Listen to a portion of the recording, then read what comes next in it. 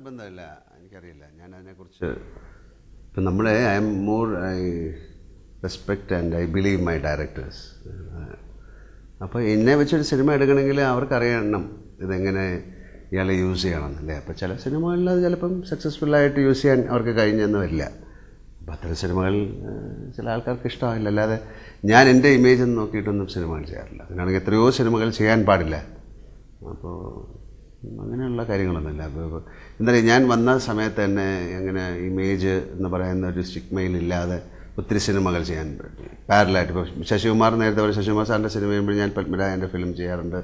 പ്രിയൻ്റെ സിനിമകൾ ചെയ്യുന്ന സമയത്ത് ഞാൻ അരവിന്ദൻ്റെ സിനിമകൾ ചെയ്യാറുണ്ട്, ഭരതൻ്റെ സിനിമകൾ ചെയ്യാറുണ്ട്, അല്ലെങ്കിൽ സുകുമാരൻ സാർ, അങ്ങനെ ഒത്തിരി പേരുടെ ഒരു ആർട്ടെന്ന് പറയുന്ന അല്ലെങ്കിൽ കമേഴ്ഷ്യൽ എന്ന് പറയുന്ന രണ്ടിലും പാരലായിട്ട് ഒത്തിരി സിനിമകൾ ഞാൻ ചെയ്തിട്ടുണ്ട്. So I don't have any അങ്ങനത്തെ ഒരു ബിലീഫൊന്നും എനിക്കില്ല.